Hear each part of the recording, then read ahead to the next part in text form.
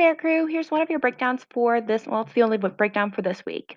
As a reminder, please make sure that you have a speech to text app before doing this. If it's at all possible, it is highly recommended that you say the words out loud many, many times before you start to write it. And I want to make sure that we're giving you ample opportunities to say them out loud. All right, let's get started. The first word for today is phytoplankton. Let's say the word three times. Phytoplankton, phytoplankton, phytoplankton. In a sentence, you might see phytoplankton is the base of several aquatic food webs. Definition: phytoplankton are microscopic plants that are a key part of ocean, sea, freshwater basin ecosystems. In my words, they're microscopic plant like organisms that live in the water. The tricky part about phytoplankton, there really are two. One of them is the differences between phytoplankton and algae. I knew that a lot of kids had difficulties with that, so I looked it up because I also didn't really know the difference. But now I do. Here's the big picture. Basically, phytoplankton is a big umbrella term. One of the things that phytoplankton can be are algae. As a result, all types of algae are phytoplankton, but not all types of phytoplankton are algae. And we'll get into some of the different types in just one second. One other tricky part is that another word that is very similar to phytoplankton, which is zooplankton. Both of them live in bodies of water. They're very similar in the end of the word. The difference is that phytoplankton, with a P, are itty bitty tiny plants that live in the water, while zooplankton are itty bitty tiny animals. And I remember the difference because P for phytoplankton is also P for plants.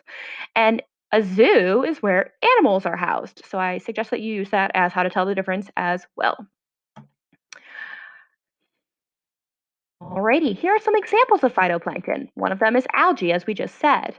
Other ones include cyanobacteria, which are one of the very few types of bacteria that are producers and thusly plants, protists, and diatoms.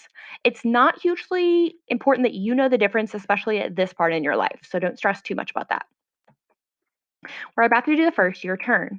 Please make sure that you're doing these things in order to get full credit. Number one, please make sure you're using a complete sentence. If I'm going to know that you're using the word appropriately, it needs to be in a complete sentence. Otherwise, I'm not entirely sure that you're using it appropriately.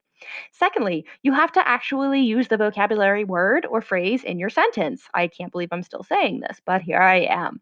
If you're not using the word, you're not proving that you know how to use the word appropriately. That's the keys that I know, oh, this child can also use the word in a sentence the right way. Then you're not sticking it in at the end or in a place it doesn't belong. Three, please use the speech translator if you can do that so that you're saying the word aloud. We already mentioned that. Another thing that I need you to do is check for accuracy after you use a speech translator. It was very clear last week that some of the kids used a speech translator, but they did not go back and say, oh, that's not the word I said, and check to make sure that the words were right. Please go back and check them so that your sentence doesn't sound crazy. Thanks. Appreciate it. Phytoplankton, your turn. One type of phytoplankton is go. All right, let's move on. The next word is algae. Oh, hey, who knew? In three times, let's say it: algae, algae, algae. In a sentence, you might see a thin layer of green algae lined the bottom of the dirty swimming pool. Yum. The definition of algae are generally microscopic organisms, usually thought of as simple aquatic plants. Very similar to phytoplankton because we said they're a type of phytoplankton. My words, tiny water plants. Tricky parts about algae, aside from the fact that I said that they're very similar to phytoplankton and that was going to be confusing, is that a lot of kids think that since algae is microscopic, it must be bacteria, which is not accurate. It's a different type of organism. It is a producer, not a decomposer. We know most types of bacteria are decomposers. Your turn. One place that I have seen algae is, if you haven't, make one up that is logical and reasonable. Go. All right, moving on. Nextosaurus. Amphibians. Let's say it three times. Amphibians, amphibians, amphibians. In a sentence, you might see amphibians have adapted to survive in many different types of habitats. Definition: amphibians are a small animal that can spend part of its life cycle in the water and part on land. Examples of amphibians include frogs and toads, which is one type. There are three major types. Newts and salamanders are the second major type. And a word that I'm pretty sure is pronounced Sicilians is the third type. I've never heard of them before. They look pretty ridiculous. The thing said that they had very short tails. And I'm like, what? The whole thing looks like a tail. But I guess they mean this little tiny piece right here. Interesting. Tricky parts are that people often confuse reptiles and amphibians. They are different. Amphibian means living double lives because they sometimes live on the water and sometimes live on land. Reptiles, on the other hand, means creeping stealthily under cover of darkness. Ooh, exciting stuff. The skin of amphibians is often smooth, moist, sometimes sticky, with mucus glands. Disgusting. While reptiles are often scaly and dry, so they feel very different to the touch. So if you are touching what you think is an amphibian or a reptile, you might be able to tell just by touching it what it is. Amphibians breathe through gills and lungs, while reptiles only have lungs. Um, Amphibians will lay eggs, while reptiles lay hard, leathery eggs on land. So amphibian legs or eggs are often in the water or someplace that is very moist. So that would their location of the eggs would be a way to tell the difference. Amphibians have metamorphosis, which means they start living in the water with gills, and then they grow to use their lungs, while reptiles only lungs the whole time. They do not start in the water. Finally, amphibians often secrete toxic poisons as a defense mechanism and can bite, but they don't have claws. Reptiles often do have claws and also can whip their tails and bite. Your turn. A blank is an amphibian. There are a couple of options here. You can also get more specific if you want. Go. Alrighty, moving on. Next word is biome. Let's say it together. Biome, biome, biome. This will be a very important word for you this week and next because we're going to start talking about the major biomes over the course of the next several weeks.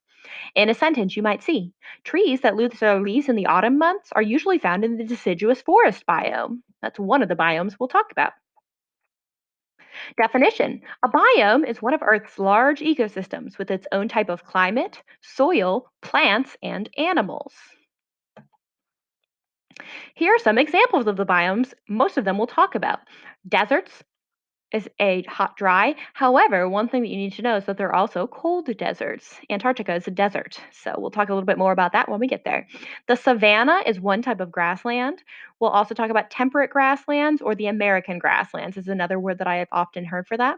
We'll talk about tropical rainforests. A temperate forest or a deciduous forest is one where the plants lose their leaves in the winter. Desert, we already said that. Oh, there's the temperate desert and the tropical desert. Got it. Cool, cool, cool. We'll also talk about the taiga, which is it's kind of like the Canadian area. It's kind of north of us. So it has predominantly trees that don't lose their leaves. And the tundra. There's a really, really cool Prezi next week where we're going to go through all of the different types of biomes and then talk about what Disney movie links with all of them. It's really fun. I enjoy it a lot. Key parts about biomes would be learning the specific names and telling the difference between them. I also did some interesting Google searches and found that there might be biomes in Minecraft. I'm not sure if that is something that would be confusing or helpful because some of the biomes in Minecraft seem to be pretty accurate to the ones here. So take a look at that if you haven't already. Your turn. One biome that I know a little about is the blank. Go. Alrighty. Moving on, final one is continental shelf. Let's say it. Continental shelf, continental shelf, continental shelf. When you think about the continental shelf, I want you to think of Finding Nemo, if you've seen that movie. In a sentence, you might see lowered sea levels expose the shallow continental shelf beneath the Bering Sea. Definition: a continental shelf is the area of a seabed around a large landmass where the sea is relatively shallow compared to the open ocean. So it's the area that's really, really close to the land within the ocean, not the places that aren't near land at all. In my words, a continental shelf is the area of the ocean where light can lead to a lot of producers. So the depths of the ocean often do not have light because it's so far down. So there aren't a ton of plants that are there, while the continental shelf has more producers present. Examples of some organisms that you might find on a continental shelf include, but are absolutely not limited to, octopi, crabs, kelp forests and seagrass beds, sponges, and barnacles. So those are just a few of the different types of organisms. Your turn. I would like to learn more about the blank that live on the continental shelf. Go. Alrighty, good stuff. Well, we miss you terribly. I love you, and I hope to see you soon. Bye, loves.